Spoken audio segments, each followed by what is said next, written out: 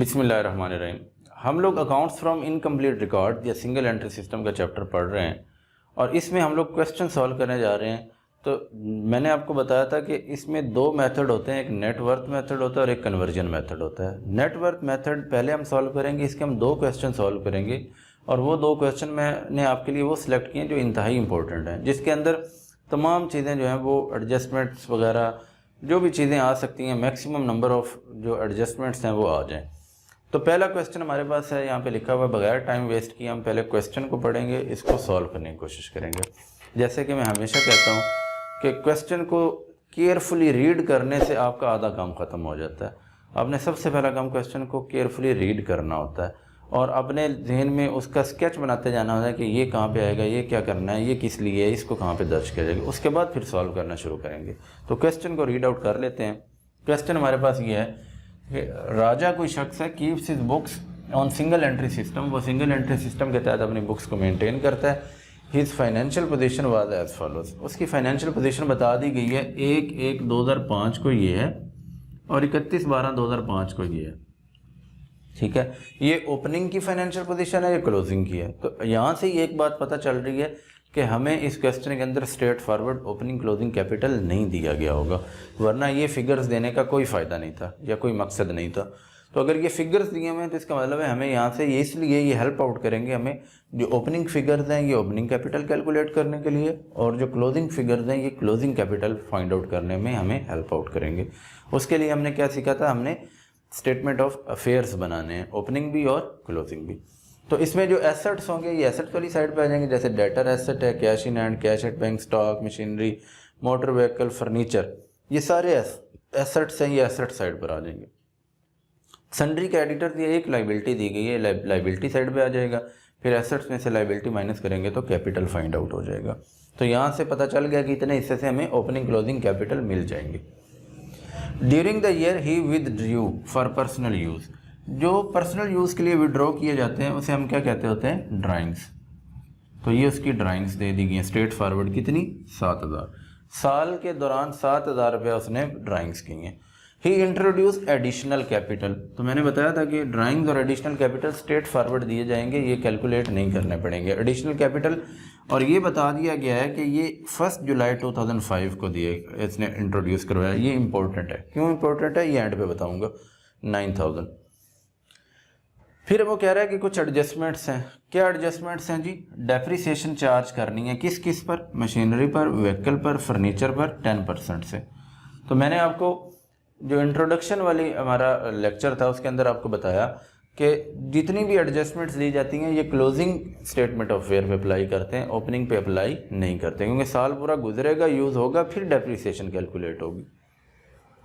ये एक नई चीज़ है, ये हमने पिछले लेक्चर के अंदर नहीं सीखी थी। Allow interest on capital eight 6% per annum, capital पे 6% इंटरेस्ट दिया गया। इसको कैसे ट्रीट किया जाएगा, इससे सारा काम वो करने के बाद जो हम statement of profit and loss में पहले सीख चुके हैं, तो इसको एंड पे जो है जिस तरह कैपिटल लेस होता है, ओपनिंग कैपिटल भी, एडिशनल कैपिटल भी, इसी तरीके से ये इंटरेस्ट ऑन कैपिटल जो है ये भी लेस होगा। इंटरेस्ट ऑन कैपिटल क्लोजिंग पे नहीं कैलकुलेट होता, ओपनिंग कैपिटल पे कैलकुलेट होता है और एडिशनल पे कैलकुलेट होता है कि जितना अरसा हमने वो कैपिटल यूज़ किया है उतना अरसा ही उस पर इंटरेस्ट लगेगा। तो क्वेश्चन सॉल्व करते हैं और फिर वहाँ पे क्वेश्चन में देखते हैं कि ये इंटरेस्ट ऑन कैपिटल को कैसे ट्रीट करेंगे। तो चलिए स्टार्ट करते हैं कि पहले हम लोग स्टेटमेंट ऑफ फेयर बनाते हैं, दोनों ओपनिंग भी और क्लोजिंग भी। तो ये मिस्टर राजा, तो यहाँ आ जाएगा राजास बुक्स,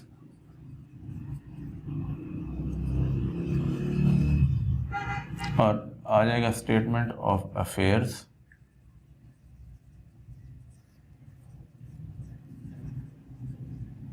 और पहली स्टेटमेंट ऑफ फेयर जो है वो एज ऑन 1/1/2005, जनवरी 1, 2005, ये हमारी ओपनिंग स्टेटमेंट ऑफ अफेयर बन जाएगी। तो यहाँ पर हम लोग स्टेटमेंट ऑफ अफेयर बना लेते हैं।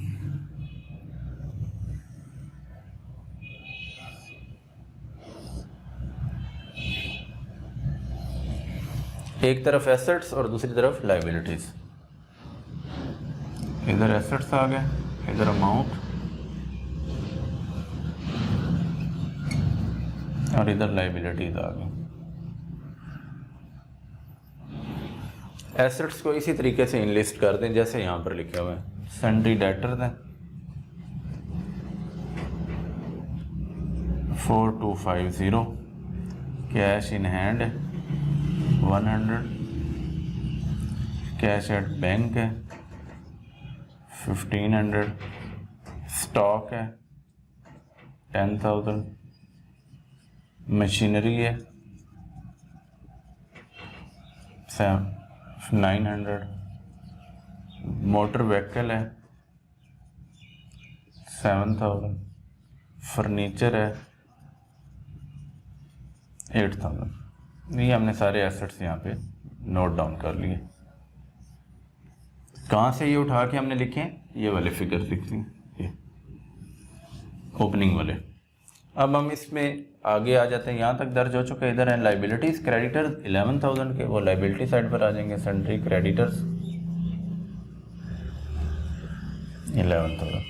अब इसका टोटल करते हैं, टोटल करके इसको माइनस करते हैं तो जो बैलेंसिंग फिगर होगा वो हमारा कैपिटल आ जाएगा। ये कैपिटल निकल आएगा हमारा, और ये कैपिटल कौन सा होगा? ओपनिंग होगा, जो 1 जनवरी को आएगा। तो कैलकुलेट करते हैं, इसको जमा करते हैं अपने पास। 4250, इसमें प्लस करेंगे 100 प्लस 1500 प्लस 10,000 प्लस 900 फिर 7,000 और फिर उसके बाद 8,000। तो ये हमारे पास बन जाता है 31,750। इसका टोटल आ गया 31,750। 31,750 में से माइनस कर देंगे 11,000, तो ये हमारे पास आ जाएगा 20,750। यानी इस शख्स का जो एट द स्टार्ट कैपिटल था वो हमें कैलकुलेट कर लिया। अब हम क्लोजिंग कैपिटल की तरफ मूव करेंगे तो हमें क्लोजिंग स्टेटमेंट ऑफ अफेयर बनानी पड़ेगी। तो चलिए क्लोजिंग स्टेटमेंट ऑफ अफेयर बनाते हैं। ये मैंने यहाँ पर स्केच आपको बना दिया कि ऐसे लिखते होते हैं, तो नेक्स्ट आपने ये इस तरीके से खुद लिखना है। अब यहाँ पर हम दोबारा स्टेटमेंट ऑफ अफेयर बनाने जा रहे हैं क्लोजिंग की।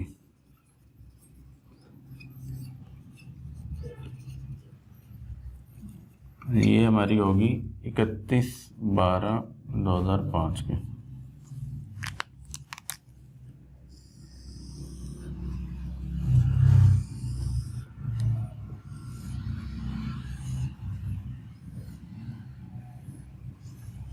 ठीक है जी। उसी तरीके से एक तरफ एसेट्स और दूसरी तरफ लायबिलिटीज।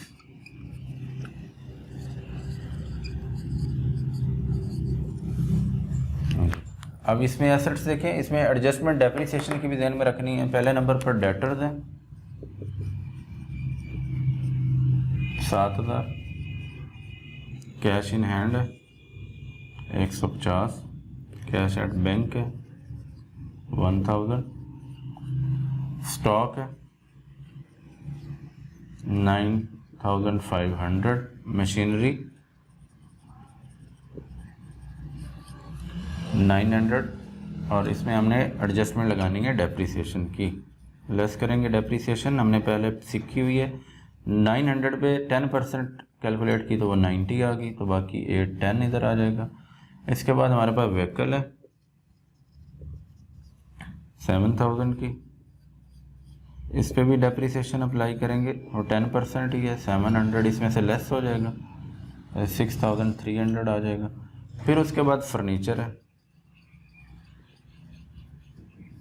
8,000, इसमें से लेस करेंगे डेप्रिसिएशन 10%, वो 800 आ जाएगी, तो बाकी यहाँ पर आ जाएगा 7,200। तो अब इसका हम टोटल करेंगे। ये हमारे टोटल एसेट्स यहाँ तक आ गए। अब लाइबिलिटी एक ही है, इधर भी सन्ड्री क्रेडिटर्स, वो यहाँ पर आ जाएंगे सन्ड्री क्रेडिटर 14,500। तो टोटल करते हैं, टोटल करके लाइबिलिटी को इसमें से माइनस कर देंगे तो जो बैलेंसिंग फिगर आएगा वो हमारा कैपिटल कहलाएगा। और ये चूँकि हमने क्लोजिंग वाले सारे फिगर लिखे हैं तो ये कैपिटल भी हमारा क्लोजिंग या एंडिंग कैपिटल कहलाएगा। तो कैलकुलेट करते हैं जी। 7,000 plus 150 plus 1,000 plus 9,500 plus 810 plus 6,300 +7200 7200, तो ये हमारे पास आ गया 31960 31960। इधर भी आ जाएगा 31960। इसमें से 14500 हम माइनस कर देंगे, तो ये आ गया हमारे पास 17460। क्लोजिंग कैपिटल हमारा इतना हो गया। ठीक है जी। अब ओपनिंग कैपिटल भी कैलकुलेट हो चुका है, क्लोजिंग कैपिटल भी कैलकुलेट हो चुका है। अब हमने कैलकुलेट करना है प्रॉफिट हुआ है या लॉस हुआ है। तो उसके लिए हमें क्या करना पड़ेगा, statement of profit and loss बनानी पड़ेगी। तो ये हमारे हेल्प आउट कर रहे हैं ओपनिंग और क्लोजिंग कैपिटल फाइंड आउट करने में। अब हमने ये हमारा काम हो गया, इसके बाद हमने प्रॉफिट एंड लॉस वाली स्टेटमेंट बनानी है।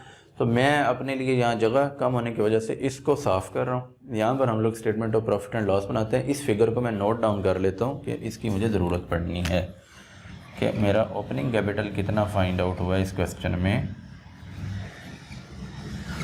ये हुआ है जी 20,750 रुपये। तो इसको हम लोग साफ़ कर देते हैं और यहाँ पर हम लोग स्टेटमेंट जो है वो प्रॉफिट एंड लॉस की तैयार कर लेते हैं।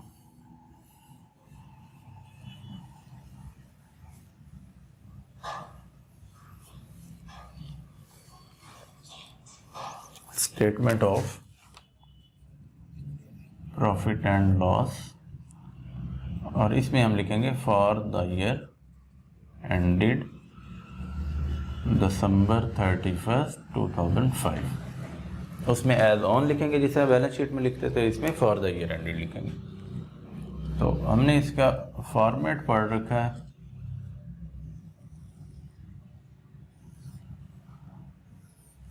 कुछ इस तरीके से, या हमारे पर्टिकुलर्स या डिटेल्स आएंगे और या हमारी अमाउंट आएगी जी। स्टार्ट करें, ज़रा कॉपीज़ अपनी निकालें। जो पिछले वीडियो के अंदर हमने सीखा, उसमें हमने सीखा था कि सबसे पहले हम क्या लिखते हैं, क्लोजिंग कैपिटल। क्लोजिंग कैपिटल, और वो हमने यहाँ से फाइंड आउट कर रखा है 17,460। फिर इसमें हम ऐड करते होते हैं ड्राइंग्स। ड्राइंग्स जो हैं वो इसने बताई हैं विद ड्यू पर पर्सनल यूज 7,000 इसमें ऐड कर देंगे, तो ये बन जाएगा 24,460। फिर इसके बाद हम माइनस करते होते हैं इसमें से एडिशनल कैपिटल।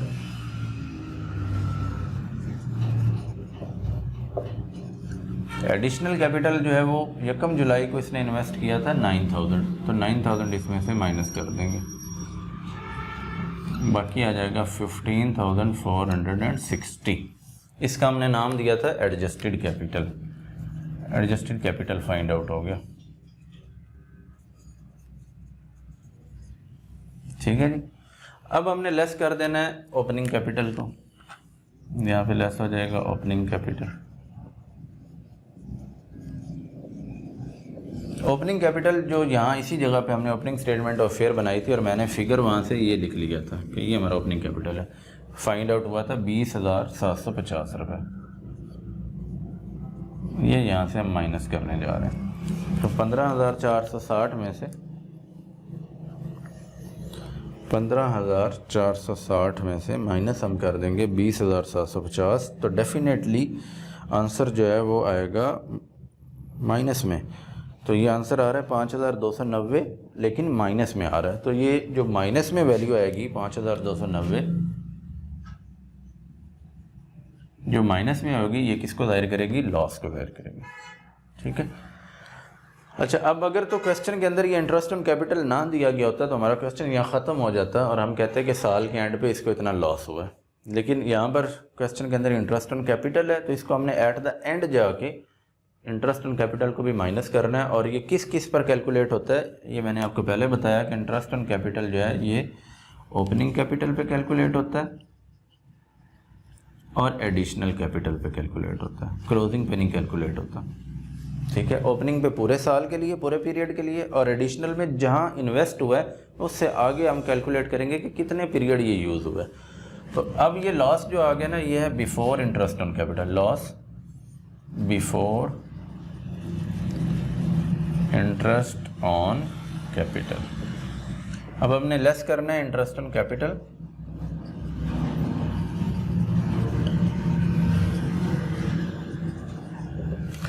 आपने ये नोट डाउन कर लिया होगा, इसलिए मैं इसका कुछ हिस्सा यहाँ से इरेज कर रहा हूँ क्योंकि यहाँ जगह की मुझे ज़रूरत है। इंटरेस्ट ऑन कैपिटल, दो कैपिटल्स पे ये हम कैलकुलेट करते होते हैं, ओपनिंग पे भी और एडिशनल पे भी।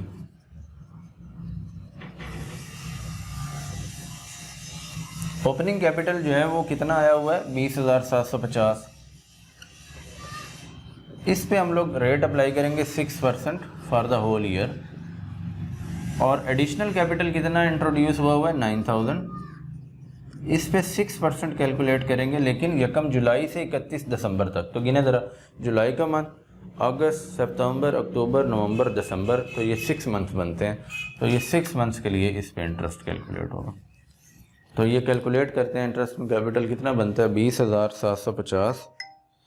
इस पे 6% जब कैलकुलेट किया तो ये आ गया 1245, 1,245। और 9,000 पे जब हमने कैलकुलेट किया 6% फॉर 6 मंथ्स, तो ये आ गया 270। तो इन दोनों को ऐड करें, ये दोनों मिलकर कितना कैपिटल पे इंटरेस्ट बन रहा है, ये बन रहा है 1515। अब इसमें भी माइनस होना है, तो ये ऑलरेडी माइनस का फिगर है, तो ये दोनों ऐड हो जाएंगे। ये हो गया 5290, तो ये 6805 नेगेटिव में, ये इसका net loss of the year आ जाएगा।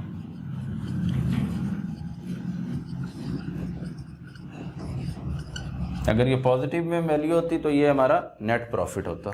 अब ये नेगेटिव में वैल्यू है, तो ये क्या रिप्रेजेंट कर रहा है, नेट लॉस को रिप्रेजेंट कर रहा है। तो उम्मीद है आपने इसको अच्छे तरीके से समझ लिया होगा कि हमने ओपनिंग कैपिटल भी नहीं था, क्लोजिंग भी नहीं था, हमने इन फिगर्स को यूज़ करते हुए स्टेटमेंट ऑफ अफेयर्स बनाए, ओपनिंग कैपिटल और क्लोजिंग कैपिटल फाइंड आउट कर लिया। फिर हमने statement of profit and loss account बनाया। इसमें हमने क्लोजिंग कैपिटल के अंदर ड्राइंग्स को जमा किया, एडिशनल कैपिटल को माइनस करके एडजस्टेड कैपिटल फाइंड किया, फिर ओपनिंग कैपिटल को माइनस कर दिया तो वो लॉस आ गया, लेकिन बिफोर इंटरेस्ट ऑन कैपिटल। इसके बाद हमने इंटरेस्ट ऑन कैपिटल को अप्लाई किया, और ये ओपनिंग और एडिशनल दोनों कैपिटल्स पे अप्लाई होता है। जितने जितने पीरियड्स के लिए थे ये इंटरेस्ट, वो कैलकुलेट करके ये इसमें दोबारा से माइनस कर दिया, तो ये हमारा फिगर, हमारा नेट लॉस आ गया। तो इसको जल्दी से नोट कर लें।